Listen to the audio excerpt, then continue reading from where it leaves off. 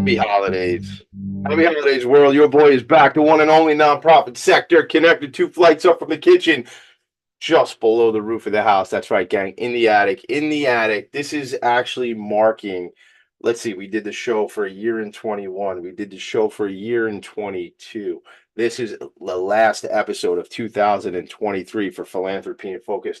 The first episode of this program was done January 8th, 2021. I was reminiscing on it this morning. What a trip, man. What a trip it's been. This just used to be an idea that I came up with. I used to say, hey, man, I'm going to do a radio show. It's going to be called Philanthropy and Focus.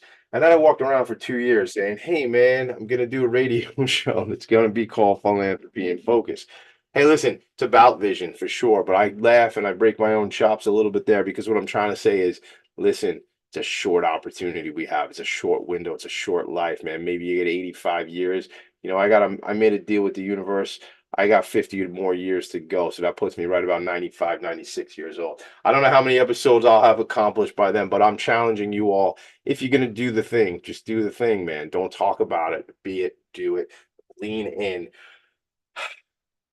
I'm out of breath already. Look at that. I'm just so fired up. So here's the deal. I encourage you to get out there and try whatever it is. It's not going to work out the first time the right way, and it ain't going to be what you expected. I promise you that. But it's going to be more than sitting around thinking about it. So have that vision, do that thing.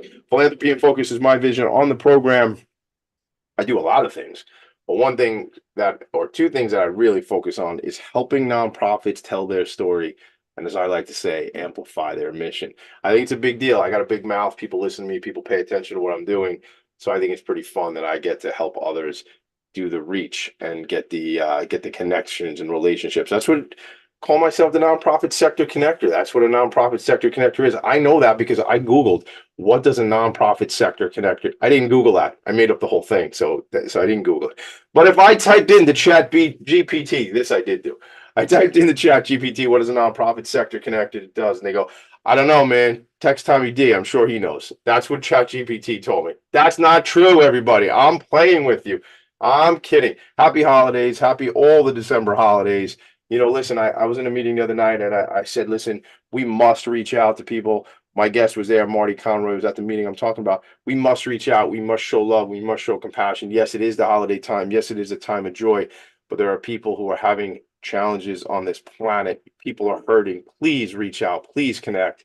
And maybe it's apropos that Marty's here on the last episode because some of the people that his organization serves are those on the front lines, families of those on the front lines, families of first responders. We're going to get into all of that today. I would like to just give one last shout out, or two. One to my friend Heather Edwards, the Allied Foundation, which is an organization that has given millions of diapers and period products to those in need here on Long Island and the 5 boroughs in New York City as well. And we had the opportunity, we rented a U-Haul van together on Tuesday of this week and went into New York City and picked up a bunch of gifts for some low-income folks here on Long Island, as well as 300 bags from a company called Baby to Baby, which is a nonprofit organization out of the West Coast that hooks up families in need with diapers and different products they need. So just like the cool stuff, my friend Heather and I are in the U-Haul van, and she looks at me, she's like, and I had just done a Zoom call with one of my clients, and right before we started the drive, she's like, man, you got the coolest job in the world. And I go, well, so Vanguard Benefits, we are a cool company. I think anybody can have a cool situation, man. It's about creating. Create your retirement. Here's the deal. Retire right now a little bit every week. Do the things you want to do. Play as much as you can. And obviously, you got to do what you got to do to pay the bills. All right, Martin Conroy, you're here. I got to get you into this conversation. There was one last shout out, and it goes right in here. Shout out to Michael Goldberg, my friend, Knockout Networking, founder of TNG, the networking group, where I am sort of we call I think my title is national director, but I think, to me, TNG, the networking group, a national networking group that we run is it's a movement, man. It's people helping people, supporting people, and then there's certainly the business development place. But I think, in what we do there, it's relationships first for sure. So if it wasn't for Michael introducing me to Martin Conroy just recently, and then we had a couple meetings, and then now we're here. And I was like, hey, we don't really know each other. You want to come on Philanthropy and Focus? And you were like, yes, I do, sir. And that was it. So what's up? How are you, my brother? What's going on, man? I am absolutely positively blessed. Before we get started, would like to give a huge debt of gratitude to you, Tommy, for everything that you have done for charities over the course of the last 3 years. It doesn't matter where you come from, what faith you follow, what prophets book you read. Putting charity first is what we're supposed to be doing as humans. So the fact that you're leading in that endeavor from the front and helping charities nationwide promote their causes is near and dear to my heart. So we have an incredible debt of gratitude to you for doing this for all charities, not just Well, well, thank you. Chills, man. I got chills, and I'm doing better as I age in taking the gratitude. I used to say, yeah, all right, no big deal. It's all good, not about me. But I do appreciate that because I do invest a lot in this, and I have to be a better recipient of the praise. So thank you for saying that. And I say this, no big deal, man. Just changing the world. Like that's what we're trying to do. No big deal. praise Just God. it Praise is right. It is a big deal, everybody. Of course, it is. The people I get to spend time with, are people who are bringing food to people who are food insecure. They're housing people who are experiencing homelessness. They're helping people who are working through substance abuse issues. You know, they're helping get diapers in the hands of families who don't have the wherewithal to buy diapers. I mean, there's so many different things, and for me, it's become I don't know, labor of love. I don't know. It's a hobby. It's a fun thing. It's part of my life. I don't know, Marty and the rest of the world, where my philanthropy ends and where my business starts. And I'll leave one last thing before we dive in because, our company, Vanguard Benefits, is an employee benefits agency. And, woven into the DNA of our firm is this focus on service, the focus on the nonprofit sector. And maybe the kid had a little something to do with that. Maybe Tommy D, stop ego. But maybe there was something. Maybe Tommy D had something to do with that. Martin, or I'm gonna call you Marty. For the rest of the show, I'm gonna call you Marty. It says Martin on the screen, but you said your friends call you Marty when we were talking virtual green room a little while ago. So I shall, if it's okay with you, call you Marty. And everybody should call me Tommy D. All right, Marty, what is up, man? Tell me your story. Battlefield Commander Foundation is the name of the organization. An incredible mission, incredible focus, whether it's with an F or a PH, up to you, gang, but an incredible focus on the work you're doing and serving families of first responders and former military veterans. Let's get into this, man. And this logo, man, we gotta shout out this logo because it's like an eagle with a lion's face and a big lion hair, like long Tommy D hair. And what is that? Can we talk about that first? Battlefield Commander Foundation. What is that logo? What's that about? Well, fortunately, 3 years ago, when we started designing the logo, God gave me the vision to realize that on Friday, December 15th, I was going to be on Tommy D's podcast. So we had to design a logo that most accurately reflected Tommy D. Doesn't look like my hair. It looks like my hair, man. I love the show. I want you to finish that though, but I love the show. Right, my younger son and I we try to find the old episodes, but Thundercats.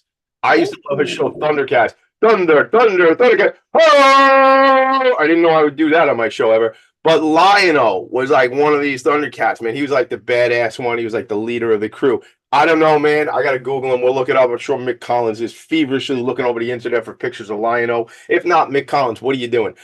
So let's talk to me about the logo. I'll be quiet. You tell me. I like how you knew in the future you'd be on my show 3 years into the future. I love that. That's good. Listen, again, I am a man of faith. I'm a Christian high performance lifestyle coach. So when it came time to designing the logo, I wanted something that sent the message of faith and how important, having that lion type attitude is out there in life today. What so that's the image that we wanted to portray for the charity: strength, honor, discipline, honesty, integrity, respect. That's what we were looking for with the logo. I love it. I think it's great. I think it's I just I mean, does anybody get that? I have no tattoos, but did anybody get that yet? That badass lion with the big wings as a tattoo that you know about, it's connected to your organization, or are they going to? I don't know. I'm just throwing it out there. It looks like a good tattoo. So it looks like in 5 years, when you have me on our anniversary podcast, that I'll have to have the tattooed on my back, huh? I listen. You know what? Your lips are God's ears. You're the man of faith. I don't know what's gonna happen, brother. I don't know. I'll tell you. I'll tell you. There might be one of us will have the tattoo because I still have not done that yet. I have not done the tattoo thing. A lot of people around me, love the ink. I just haven't done it. All right, let's get it. In that regards, and you'll probably get a kick out of this. Whenever anybody asks me whether or not I have a tattoo, I say, "Would you put a bumper sticker on a Lamborghini?" There you go. I get it. I get that, man. I get it. Although some days, I feel a lot more like a Pontiac Bonneville, like a 1987 Pontiac Bonneville. Sometimes that's how I feel. Anyway, listen, self-deprecating humor, Marty, has gotten me everywhere. All right, let's do this. Let's have fun. Who are you? You said, it says here, Christian high performance lifestyle coach, martial art instructor, 3 decades in corporate America. Let's dive in because I think you and I talked very, very briefly this week about like the why of this organization, what happened. So everything to me, when we look back, we could see how things are happening, although oftentimes when we're in the moment, we don't realize. Like I'm in some opportunities right now that are a matter of course, it makes sense that I'm doing these things now. But if I had looked at it in the past when I was doing the steps to get there, I wouldn't have realized that, So what is it that brought you to a number of years ago founding this organization? What I'm saying, what is the Martin Conroy story? I said Martin Gang because I want to be professional with him for a second. Marty Conroy, what is the story, your story? Sure. Okay, so the Battlefield Commander Foundation is a 501c3 that provides full scholarships and mentorship to the children of fallen officers and the military, law enforcement, emergency responders. Now, me myself, I have prior military experience taking my commission as a second lieutenant in the Air Force through my alma mater's ROTC program. New Jersey Institute of Technology has an Air Force ROTC program that I took my commission as a second lieutenant. My senior year of high school, after competing in wrestling, I began a journey in martial arts. And after about 10 years ago, 10 years into it, I got to a rank where I started uh, helping train some of the incoming students. And our dojo had quite a lot of law enforcement emergency responders coming through the dojo. So when it came time for the charity to be founded, which we'll get into in a couple of minutes, I realized that I wanted to group what we call our battlefield commanders all together under one umbrella. And battlefield commanders are military, law enforcement, emergency responders. The people who are out there who are protecting, serving, and reviving us. So the scholarship is for the children of fallen officers. In the military, that's NCOs up to colonels. In law enforcement, that's sergeant up to colonels as well. We do not include chiefs in that. And in emergency responders, it's lieutenants and captains. All right, we're going to dive more deeply into that after a quick break, but I want to, so we set the stage. So, things that you were touched by in your life, the martial arts work, your ROTC. Thank you for your service, serving in the Air Force, second lieutenant. There's so much there that got you to this path. And then there's this opportunity where did you know, and you don't have to answer this, we'll come back and answer it, but I wonder, did you know that hey, one day I'm going to found a nonprofit, or one day I want to do this, or one day, or were there just some events that happened that led you to do this? And we'll get back to that. That's sort of like a cliffhanger, gang. That's how we do it. That's a radio trick. All right, we'll be right back. Are you a conscious co-creator? Are you on a quest to raise your vibration and your consciousness? I'm Sam Leibowitz, your conscious consultant, and on my show, The Conscious Consultant Hour Awakening Humanity, we will touch upon all these topics and more. Listen live at our new time on Thursdays at 12 noon Eastern Time. That's The Conscious Consultant Hour Awakening Humanity, Thursdays 12 noon on talkradio.nyc. Are you a high-achieving, growth-oriented leader? Are you interested in developing your authentic leadership while creating a healthy, inclusive workplace? Hi, I'm Dr. Mira Brancu, host of The Hard Skills on talkradio.nyc at 5 p.m. Eastern on Tuesdays, where we discuss how leaders develop the hard skills needed to make a greater impact. We interview experts, have live coaching, and tackle these challenges. Listen to The Hard Skills on Tuesday at 5 p.m. Eastern on talkradio.nyc.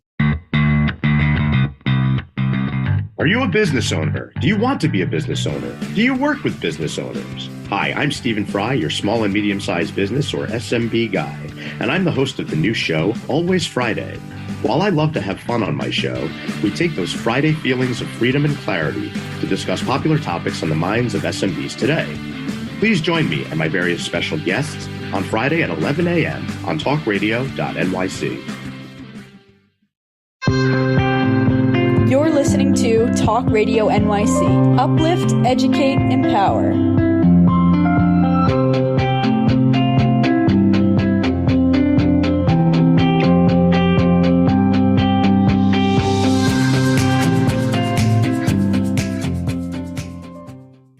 Nonprofits need connections to move in good directions.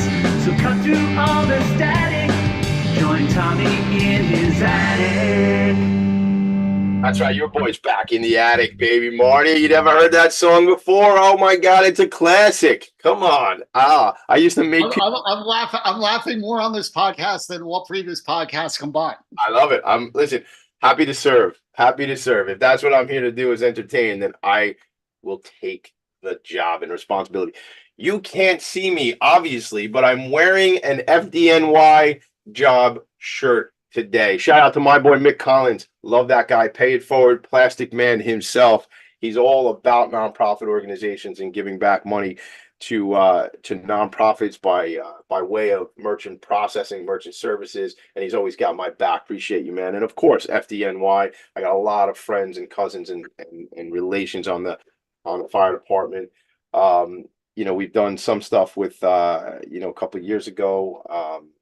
Right around September 11th, the anniversary of that tragic day, we did some focus there. NYPD, FDNY, obviously our military, our veterans, Marty, let's just tell me some stories, man. Like you had these folks in the dojo, you had, law enforcement folks coming in. I shared the website while we were at break, and I'd encourage everybody to check it out. Battlefieldcommanders.com. It lists the 7 virtues of the organization. And then it says the effective battlefield commander follows the battlefield commander 21 precepts for the benefits of an operation. So, this isn't stuff that the organization made up. I'm gathering. This is what it is to be a battlefield commander in, on the front lines. Is that how I'm understanding that? In life. In life, yeah. Period. My journey was an interesting one, Tommy, because like you, I had a very successful career in voluntary. And unfortunately, in 2014, I began an unfortunate journey as a whistleblower. I went through a horrific whistleblower experience with the largest voluntary insurance carrier in the world, where I caught agents from the organization committing fraud against police officers. Now, when I reported this up the chain of command, what I was unaware of is that there were parties that had reported it all the way to this organization's highest levels. So they initiated a large cover-up, and unfortunately, over the course of the next 2 years, I went through the experience of a whistleblower. At the end of 2017, we were in negotiations with this organization's law firm, and they asked us under a confidential settlement discussion what type of evidence we had. And at that point, there was another 8 plaintiffs. So the 9 of us submitted our evidence to the law firm, and once they saw it, they filed temporary restraining orders against me and 8 other plaintiffs, prohibiting us from filing any lawsuits. The problem is, Tommy, is that this law firm was so sloppy that they took that information and they filed it in public domain. It was supposed to be filed under seal. So now at that point, I was instantly known as a whistleblower, which Wow. means that from that point, C and B level opportunities are shut down for me in corporate America. You're not going to be the chief revenue officer for a multi-billion-dollar brand when you're a whistleblower. People just unfortunately look at you the wrong way. So shortly after that, a series of articles were published by The Intercept. Dozens and dozens of people reached out to the media and to our teams nationwide. And I looked at myself and I said, okay, well, what am I going to do for the rest of my life? So I said, I want to do something, whatever I do next, I want to be doing for the rest of my life. And I realized that ideally it was something that it was going to be that I built. So initially I was going to launch Battlefield Commander as a for-profit enterprise. And in summer of 2018, I was praying and God delivered the message to me to make it a charity. So I spent about 6 months putting together the business plan. It's a 159-page business plan. Spent tens of thousands of dollars making sure that I set up the 501c3 correctly, trademarked the intellectual property, including the 21 precepts, and achieved tax-free status in April 2019. We formally launched fundraising activities in November of 2019, and then a virus shut me down right away. Now, we picked that back up in 2021. When I designed the charity, though, Tommy, I designed it in a very unique fashion. We designed it as a professional aggregator or networker. Here's the deal. Anybody that I've spoken to over the course of the last 4 years gets behind the cause. And when they hear about the cause, one of the first questions that they ask me is, how could I help? Now, I knew this as I was going through the design of the platform and our go-to-market strategy. So I knew that God gave me an incredibly powerful tool that I had to take care of. You know, unfortunately, a lot of times in charitable work, and you know this more than anybody, unfortunately, people utilize charities not in the way that they're supposed to utilize charities for. You have to put the cause first. You have to make sure that you're putting the cause first. So the fact that God gave me this power, I said, okay, well, how am I going to be able to build this network in such a way that the people who are associated with the network experience a level of value for being associated with this new charity? You got to remember, Tommy, as a whistleblower, I was destroyed professionally. I was destroyed publicly. I was destroyed on the streets. I lost somewhere around 90% of my professional contacts. It was really just my very close friends and friends that I consider my family who stood by me through that entire circumstance. But the majority of my professional contacts were decimated. So I had to build this network from scratch. What I did have was I had nearly 30 years worth of high-level sales leadership and sales training and sales coaching experience where I met certain experts in certain industries. Now, these experts that I met, Tommy, are top of the class. You're talking about people that have impeccable reputations, the educations. Most of the time, they're offering some type of niche solution that, you know, you're not going to encounter somebody say, oh, well, I got a guy who does that. No, I have the guy who created the program. I have the guy who created the platform.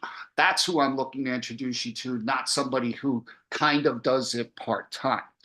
So when I meet an executive, as opposed to asking them for a donation right away, my response is, let me see how the charity could help you first. So what this charity does is we're looking to set the standard the same way that you are, is we're looking to help the executives that we meet first before we accept any type of donations or sponsorships from them. And that comes from the professional introduction system. First, wow. I mean, that's kind of, I think in those terms, and I think certainly in the business world and in industry, it's best to think that way. How can I help you? How can I serve you?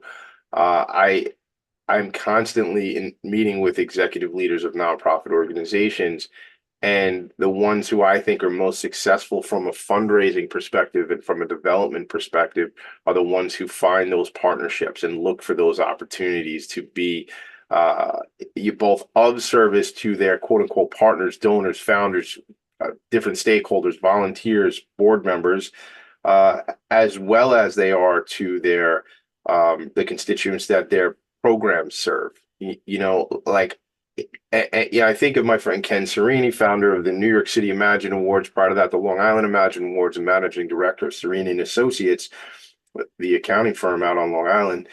And, you know, I remember being in a room, and I might have shared this on the show here before, but I remember we had done a panel discussion. And over the years, Ken's talked about that some nonprofits haven't realized how important it is to consider their donors or strategic relationships as partners, and to think in terms of how can I be a partner to them? What am I talking about? Well, look, let me give you an example. Some people uh, play golf and other people don't play golf. Many organizations do a golf outing, and many organizations ask for sponsorships. That may be relevant to some people, but in the case of one person who I'm thinking of specifically, that isn't relevant. That person is not a golfer. It's not something that's on brand with what they do. So just doing a tea sponsorship or just putting their name in the event guide is not really relevant. But finding something that is relevant, finding the connection. And I believe, what you're saying there. Let me see how the charity can help you first. I that to me is partnership. That to me is relationship, Marty. That's like, how can we work together? How can we collaborate? And I feel like I always use this one as an example, but I think it's a great example, and it's one that I'm very, I don't want to say connected to, but very aware of, is the organization here on Long Island called Book Fairies, which was founded by my friend Amy Zaslansky and is run by executive director Eileen Minogue, who is also a very good friend of mine. Book Fairies has given 4 million books to people who need books. Literacy, as we know, it's a silly thing for me to say that literacy is incredibly important, but let me just say this: without literacy, people's the trajectory of their career is different. Their housing is different without the ability to read and understand. And that is one of the key focuses of Book Fairies. So to put a bow on this, Amy Zaslansky reaches out to Ken Serini at Serini and Associates, because Serini and Associates is focused on education. So there's a partnership. There's something. So for every single hour that Serini and Associates bills out as an accounting firm, a book gets put in the hands of a child. That is something that is on brand. That is a partnership. That is something that makes a lot of sense. Let me see how the charity can help you first. Amy Zaslansky said, let me see how I can connect with Ken on something that's important to him and his organization. And that is something that has changed the culture, from the feedback I've received, of that company, because it's on their proposals. When they put a proposal out to market, it's on their email signatures. It's something that is so on brand for the two organizations, so they're in lockstep. So I kind of riffed for a while here. We got to go to break in a minute or two here, but I want to go back to that. Is what does that feel like to the listener when you say that? That must be something that is refreshing to people. So let's play this out. You meet a new relationship, Marty, and they go, well, I'd love to support the organization. How can I help? And your answer to them is, let me see how the charity can help you first. What's that experience look like? Give me an anecdote or something before we take a break quick. Sure. Let's just say it was you and you weren't you.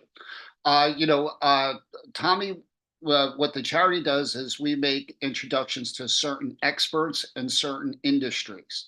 Now, these are experts with the right type of education, the right type of experience. They have impeccable records, and most of the times they're offering a niche solution.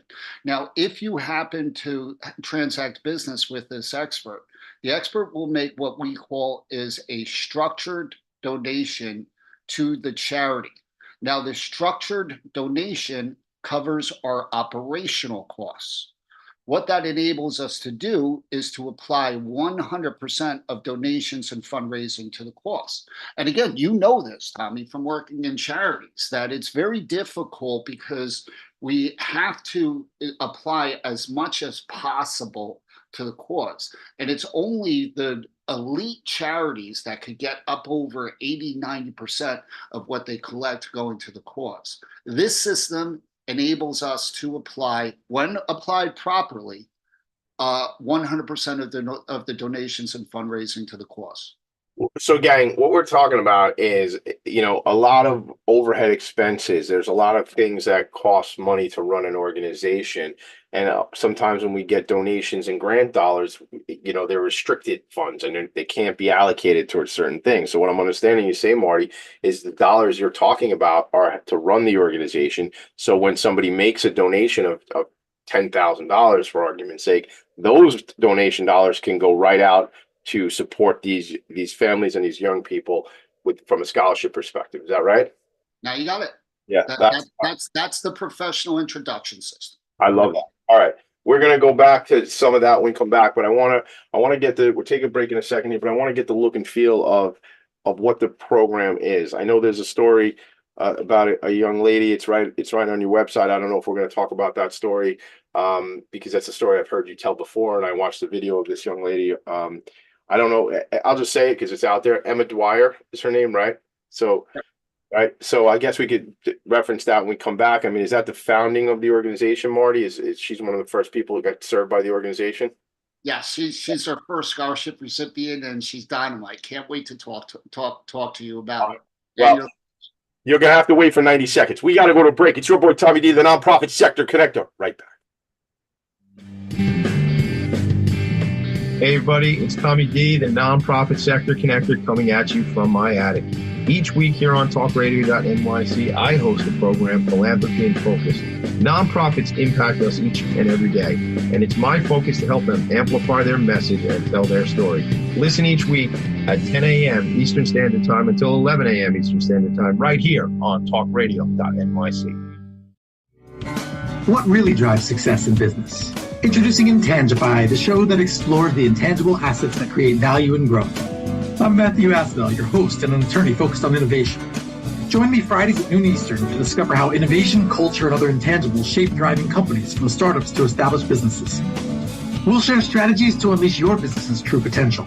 Tune in live on talkradio.nyc, Fridays at noon Eastern, and Intangify your business today. Were you an essential worker during the pandemic? If you needed to learn stages of epilepsy, did you depend on advocates? Did you use new innovations to cope with mental and neurological issues? Maintaining high quality of life and keeping good mental health are what we all strive for. I'm Frank R. Harrison, host of Frank About Health, and each week top healthcare influencers, professionals, and innovators answer these questions and more. Stay tuned on Thursdays at 5 p.m. on talkradio.nyc, and I will continue to be frank about health with all of you. You're listening to Talk Radio NYC at www.talkradio.nyc. Now broadcasting 24 hours a day.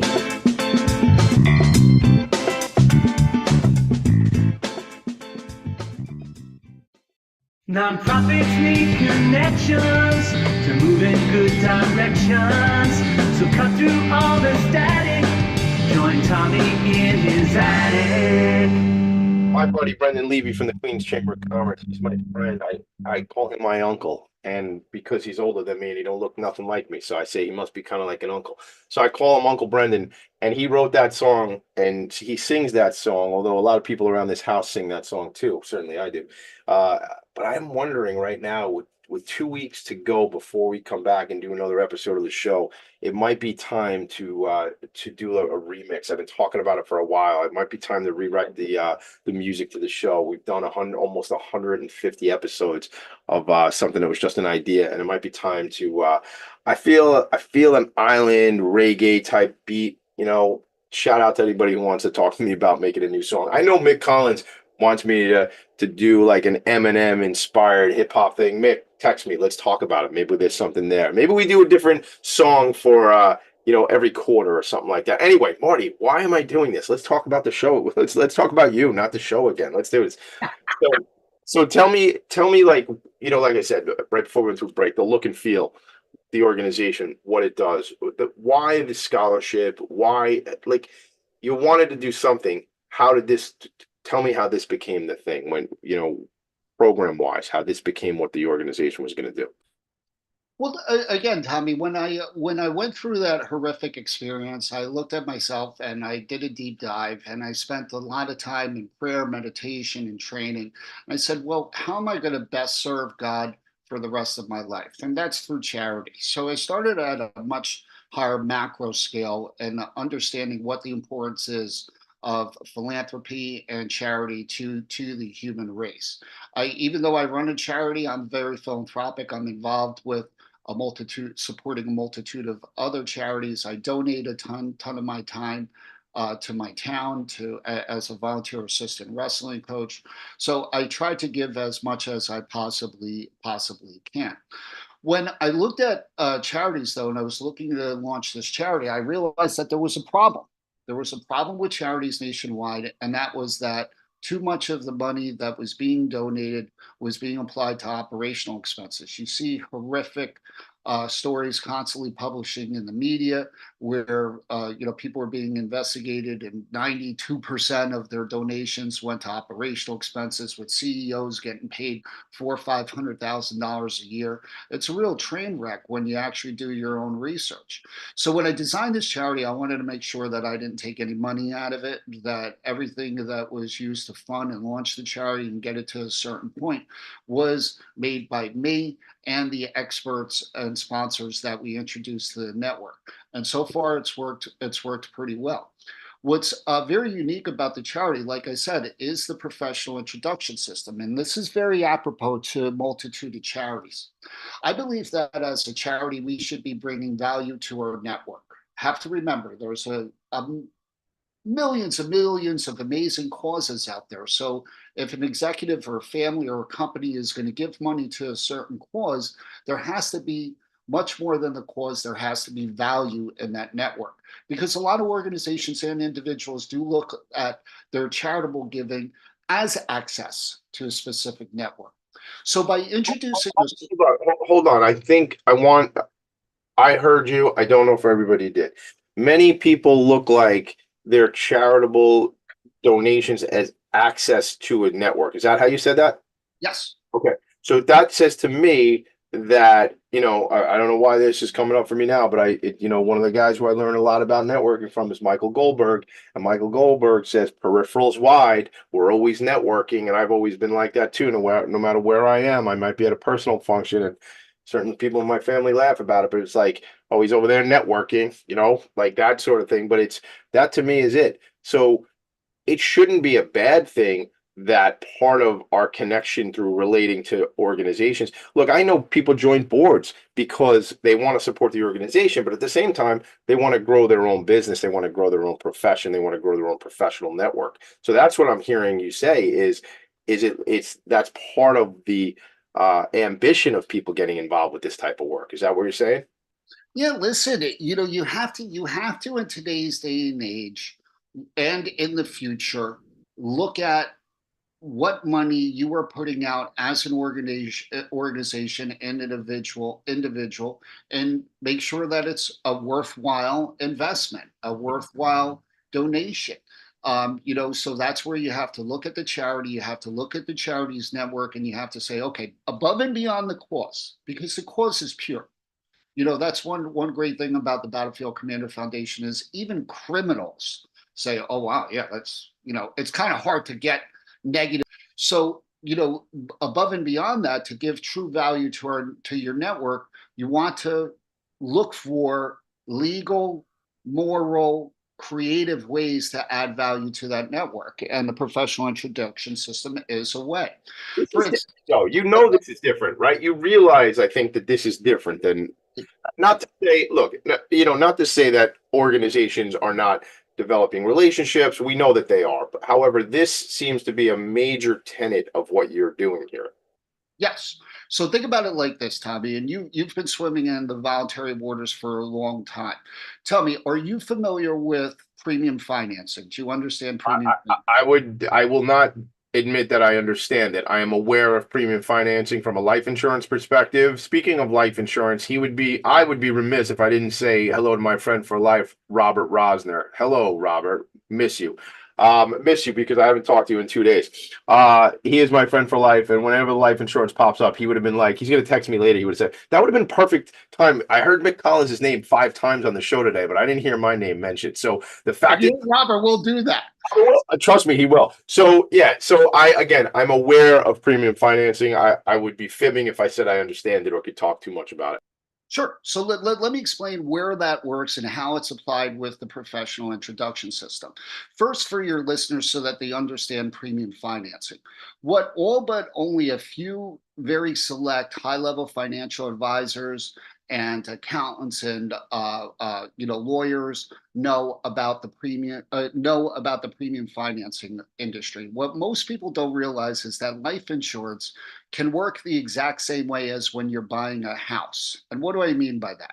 If you see a house that you want to buy, there's two ways that you could buy it. Let's just say hypothetically the house is $1 million. You could either pay $1 million cash, or you could put 20% down and mortgage the other 80%.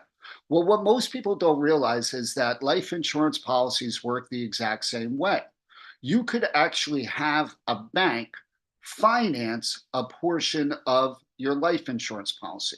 Now, this is very relevant to business owners, to executives, to people who have large real estate holdings. When you're talking about in corporate America with small to mid-sized companies, it's a tool that is utilized for key man policies. So it's something that the general public is not aware of. Well, my mentor founded his own premium financing intermediary. In the exact same way as with insurance, when you're talking about health insurance, where an individual health insurance agent cannot place insurance directly with an insurance carrier, that works the exact same way with premium financing. If you're looking to place a premium financing case, you must go to what's known as an intermediary. The intermediary communicates and negotiates with not only the insurance carrier, but the bank. They're basically the master general agency in the transaction. Well, Darren Sugiyama, my mentor, after being a high-level financial advisor who has run training classes for some of the largest voluntary insurance carriers in the world, including Colonial, including Northwestern, including a couple others, one that you and I were discussing earlier today, he designed his own premium financing intermediary and a very unique software platform around the company. So when I meet a certain executive and they have a certain net worth, they have, perhaps they're a business owner, whatever the case may be, I can introduce Darren without displacing their current relationship, without displacing their current financial advisor, without displacing their current insurance broker. I'm just presenting premium financing as an option to this executive and potentially their financial advisor. I want to stop you because I want to get into, and we got to take a quick break, and we're almost done. And I want to make sure we hit upon. So this to me is the professional network. This is the professional introduction piece, which becomes a revenue generator, donation. Excuse me, a donation angle for the organization. Correct. So correct. I want to put a bow on that for me, quick. Like sum that up because I really want to get into. We got to go to break again, believe it or not. And I want to hear about the work that the organization is doing for these families and these young. So very, very quickly, by me introducing Darren, if there is a transaction between the financial advisor and the potential insured, he will make the structured donation to the charity. Now, premium financing cases, Tommy, most of the times you're looking at upwards around over $20,000 worth of annual premium. So that means that the donation is normally pretty decent. Now, very quickly, what it means for the executive is they're having a significantly larger insurance policy for less than what they're normally paying for. So I'm adding value to the executive. I'm not displacing the financial advisor. I'm giving the executive a much bigger insurance policy than what they would be paying for cash. And there's a lot of unique tax structures that you could utilize with premium financing, such as something called an LLC with charitable intent. You could have me back on your podcast or have Dan on your podcast and talk about this, and it is huge for charity. I'll do another show. I do another show. I call it the In Focus Nonprofit Show, and I think some of what we're talking about is more should be put into that little box or that little silo. So we're going to come back into that on a different day. I can't believe I have to say what I'm about to say. We're almost out of time. I can believe that. What I can't believe, I never thought on this show I'd have to say what I'm about to say. I am not an attorney. I am not a CPA. I am not a tax advisor. I can't vouch for what Marty is talking about. Consult with your financial planner, consult with your attorney, consult with your tax man or woman, consult with your CPA. Never in all my life did I think I'd have to say that on Philanthropy and Focus, but I think it's an important disclaimer. I'm not vouching for everything that we're talking about right now because I don't know it to be true. You must speak with people who are professionals in this space. Right, Marty? You agree on that one, right? We got it. 100%. And like I said, I could introduce you to the guy. We can introduce you to the guy or gal who is the one in all these cases. We will be right back. When we come back, we got to talk about the programs, got to talk about the scholarship, upcoming events, how we can plug in and help. Right back. Philanthropy in Focus. Are you a high-achieving, growth-oriented leader? Are you interested in developing your authentic leadership while creating a healthy, inclusive workplace? Hi, I'm Dr. Mira Broncu, host of The Hard Skills on talkradio.nyc at 5 p.m. Eastern on Tuesdays, where we discuss how leaders develop the hard skills needed to make a greater impact. We interview experts, have live coaching, and tackle these challenges. Listen to The Hard Skills on Tuesday at 5 p.m. Eastern on talkradio.nyc. Hey everybody, it's Tommy D, the nonprofit sector connector, coming at you from my attic. Each week here on talkradio.nyc, I host the program Philanthropy in Focus. Nonprofits impact us each and every day, and it's my focus to help them amplify their message and tell their story. Listen each week at 10 a.m. Eastern Standard Time until 11 a.m. Eastern Standard Time, right here on talkradio.nyc. Are you a business owner? Do you want to be a business owner? Do you work with business owners? Hi, I'm Stephen Fry, your small and medium-sized business or SMB guy, and I'm the host of the new show, Always Friday. While I love to have fun on my show, we take those Friday feelings of freedom and clarity to discuss popular topics on the minds of SMBs today. Please join me and my various special guests on Friday at 11 a.m. on talkradio.nyc. You're listening to Talk Radio NYC at www.talkradio.nyc. Now broadcasting 24 hours a day.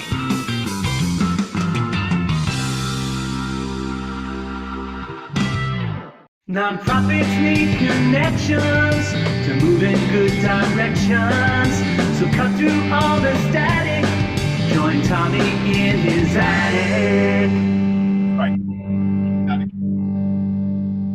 The Battlefield Commander Foundation, Articles of Incorporation state, Battlefield Commander Foundation is a nonprofit corporation and shall be operated exclusively for education and charitable purposes inside the meaning of Section 501c3 of the IRS Code and the corresponding section of any future federal tax code. The foundation provides educational scholarships to the children of law enforcement, military, and emergency responders killed on the job or during active service. The scholarships that the foundation provides include full tuition, room and board, books, fees, 10 hours of paid work study, transportation costs, home and mentorship from elite professional athletes, professional sports coaches, and top-tier executives. Check out the website, battlefieldcommanders.com. Founder of the organization, Marty Conroy. Let's bring it home, baby. What's going on? Tell me some stories about the organization. Tell me about, who was the first recipient of one of these scholarships? Our first recipient was a true blessing, Tommy. We are going to have the ability to build this charity on the back of this young lady, because if you want to talk about warriors, if you want to talk about warrior spirit, then you need to understand who Emma Dwyer is, Miss Emma Dwyer. Miss Emma Dwyer's story is horrific. Her father, First Sergeant Russell Dwyer, did nearly 20 years in the Army. He came back from Iraq with undiagnosed PTSD. On his wife's birthday, he walked into the house, grabbed his pistol, shot and killed his wife, and then committed suicide in front of Emma, who was a year and a half at the time. Her brother Chris was 4. They saw the entire thing. They went to live with their handicapped grandparents after that. In her freshman year of high school, within a month of each other, both of her handicapped grandparents died. Now, because Emma's father's PTSD was undiagnosed, she is not eligible for the GI grant. Therefore, without this scholarship, she would not have been able to go to school. So about 2 months ago, she got admitted into her first choice, which is Denver Metropolitan. She wants to go to school for event planning. So she wants to be an event planner. Right now, she's in her senior year of high school, and she's scheduled to graduate in May of 2024. This girl is amazing. She's got an incredible personality. She's smart. She's philanthropic herself. Last summer, she was on a Bible retreat in Peru, teaching blind kids how to read the Bible. Like, really just an absolute dynamite, a young lady. And for our first scholarship recipient, God couldn't give us a better one. Wow. Congratulations to the organization, certainly, and I watched the video on your website with Emma speaking about her story. And Emma, we wish you nothing but success, and hurry up and graduate, because we got a lot of connections we can help you out with, man. I do a lot of events. We know a lot of people, so all the best. And I would encourage you, Emma, if you're listening to this or if you find this somewhere, to tap into, what Marty's talking about, networks, tap into relationships, build your relationships and create more relationships in the work you're going to do, at Denver Metro and certainly into your future, because it's, I say this, as great as I might be, and people might think I'm such a big deal. I say I'm kind of a big deal, but in all seriousness, I'm only as good as the people I'm connected to. I'm only as good as I'm only as strong as my relationships and the people I've developed relationships with. So I'd encourage everybody to do that network. Anyway, Marty, let's get back into it. So Emma, I don't want to say anyway. Emma, I hope to meet you one day. All right, back to Marty. I hope so. Marty, where do we go from here? Like, what's the next steps? How can we help? What events are coming up? That sort of thing. Sure. Okay. So to bring this charity to market, I tied it into my coaching platform. And as a Christian high performance lifestyle coach, I set the goal of becoming a 3-sport professional athlete in my 50s, starting first with mixed martial arts, continuing on to boxing, and then, God willing, golf. So far, the MMA and the boxing is cooperating, but unfortunately the golf is not. Listen, I got to talk to you about the golf thing, but I'm going to pull up the website. I'm just going to share a screen. This guy in the blue hoodie with the gloves on, who's that? Is that you going into a ring somewhere, or is that somebody you trained? Yeah, that's me. Wait a minute. So you're how old are? Can you tell us how old you are? 52. You're 52, and you're going in the octagon, or the version of the octagon? Like, is there certain is there certain age groups? Like, what? Help us with this. We should have started with this. So what you're looking at, folks, is me stepping foot into my first amateur mixed martial arts fight, which was on October 1st, 2022. It was designed as a very unique fundraiser at my alma mater, New Jersey Institute of Technology. Now, on an annual basis, we just had our second annual fundraiser this past year, where we have a wonderful sit-down dinner. I have an entertainer come in. We provide educational content, networking, auctions, and we cap off the entertainment with a series of martial arts competitions. Last year was mixed martial arts. This past year it was combat grappling. So to answer your question, Tommy, on an annual basis, we will be having our annual fundraiser at NJIT every single October. We should have that date assigned by January. During the course of 2024, I will also be competing in other types of mixed martial arts, boxing, and grappling on behalf of the charity. So in terms of events, that's what our fundraisers are going to consist of, where I'll be selling tickets for and sponsorships for those events, selling sponsorships for me as a fighter, and selling sponsorships and tickets for our annual fundraiser in October. I love that, man. I'm wondering, I don't usually put other people out there like this, but I'm wondering, I know you and Michael Goldberg have become or establishing a friendship. I'm wondering if there's something, he's a fighter, knockout networking, the networking group, the whole thing. I don't know, man. Maybe you can put your logo on his back somewhere, get him in the ring somewhere fighting somebody. What do you think about that? We are already working on that, Tommy. We're working on a very unique offering. You'll see, I'll send you a video, and there should be a promo video being put on the video on the website from this past year's event any day now. It's just getting completed. And we intend to have some type of charitable boxing event with Michael and his network somewhere in New Jersey or New York, if not in 2024 and 2025. Michael is absolutely incredible. And if your listeners are not tapped into his network, please let me say for you to please check it out. I've had the opportunity to meet some of the executives that are associated with this network, and they are true professionals. They're caring, they're giving, they're highly competent. They run a great network. Tommy is involved, intimately involved. So please make sure that you check it out. It is called the Networking Group, Knockout Network. Yeah, the networkinggroup.org, the networkinggroup.org. Michael Goldberg is the founder. And again, I'm sort of part of that leadership team over there. So check it out. Or reach out to me, TommyD.NYC on the social media, the Instagram, the whole thing. And if you want to send me an email, questions about that, TommyD@philanthropyandfocus.com, PHOCUS.com, or TommyD@thenetworkinggroup.org. Actually, you can get me there too. Thank you for that little commercial for that.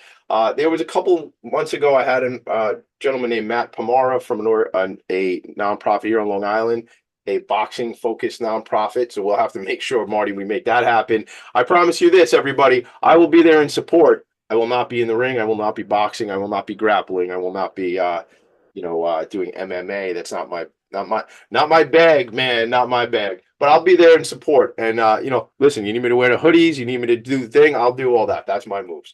Listen, Marty, it has been an absolute pleasure. I hit a lot of this year. I hit a lot of big numbers, and on my birthday at the beginning of the year, it was a Friday, and it was the 100th episode of the show.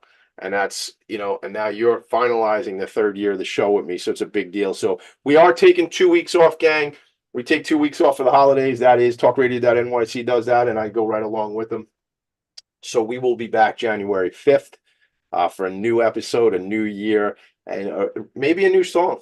I don't know. We'll see. Maybe a new song. Maybe I'll just sing to you all. All right. Marty Conroy, Battlefield Commanders Foundation website, battlefieldcommanders.com. Marty, I appreciate you. Thank you, my brother, for what you're doing.